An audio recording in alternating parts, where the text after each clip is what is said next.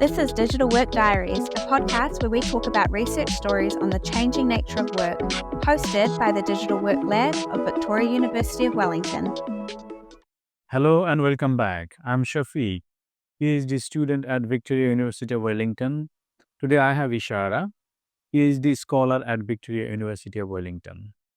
Ishara has published several research papers. We are discussing about one of his recent papers titled Obstacle to Human AI Collaboration. Ishara, could you please give us a short description about this research? Thank you very much, Shafiq, for having me here. So, this paper is about the obstacle to human AI collaboration. So, why we were interested in doing this research is to identify what sort of obstacle that hinders the adoption of human AI collaboration.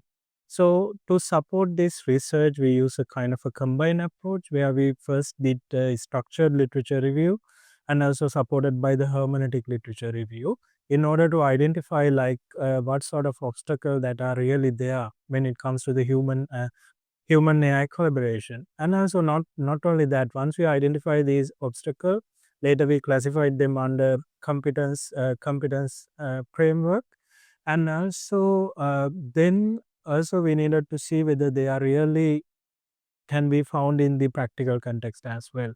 Then we needed to have the support of a case study where we investigate in detail what sort of obstacle that we can find in this actual organizational context as well. So, and also we didn't stop from there. Then later we could identify some recommendation that can provide in order to overcome these obstacles. Excellent. What motivated you to do this study? Actually, we know that since when you look at the recent time period, since the introduction of these generative AI, most of these organizations are in the process of adapting AI in order to support their work and all other form of in which they do the work. So the problem is, even though there is a growing adoption of AI, at the same time they face certain obstacle as well, which hinders realizing the full potential out of this AI. So when we look at the literature, there were some instances where they identified this obstacle, but there was no clear overview that like identified all sort of obstacle, kind of an overview. So that's the real motivation that we really needed to do is study to provide the overview of this obstacle that like maybe many organizations may face during this adoption of these human AI collaboration. Very impressive. Could you please share a bit about your research approach? Yeah. So when I explained you about the motivation, I told you that we needed to identify the obstacle and not only the obstacle and also to provide ways in which overcome this obstacle as well. So the research approach is like twofold. First one is a systematic literature review. So we did the systematic literature review as well as a hermeneutic literature review to support that to identify the foundational knowledge what literature say us about these obstacles. So with that, we could identify like 15 different obstacles to human AI collaboration. Then we classified them based on the competence framework, which is like knowledge related obstacle, attitude related obstacle, and skill related obstacle. And also then later what we needed to do is that whether we needed to find that we can find them with the actual organizational context as well. Then we did a case study with by using semi-structured interviews with 14 different executives to identify or whether these obstacles we can find in this organizational context as well. So what we could find is that not only the obstacle that we found out of the literature review, as well as there were like these obstacles prevail in the actual organizational context, as well as we could identify some of the subcategories of these main obstacles as well. So the approach is kind of a semi-structured literature review and also followed by a case study approach as well. Lovely. You're so structured. So, what are the key findings of this research? Key findings, actually, I already mentioned. One is the obstacle from the literature review, 15 different obstacles that we classified on the knowledge, skills, and attitude. And later from the case study, the case study also support these 15 obstacles, as well as we could go one step forward and identify the subcategories of these obstacles as well. As an example, so one of the main category of the obstacle was the technology readiness gap. And with the case study, we could go in deep and identify some of the subcategories like lack of digital mindset, and also the difficulties in understanding the AI responses there, and also maybe some other subcategory we could find was like lack of people were over reliance on the human interactions as well. So likewise, for most of these obstacles, we could go to subcategory level.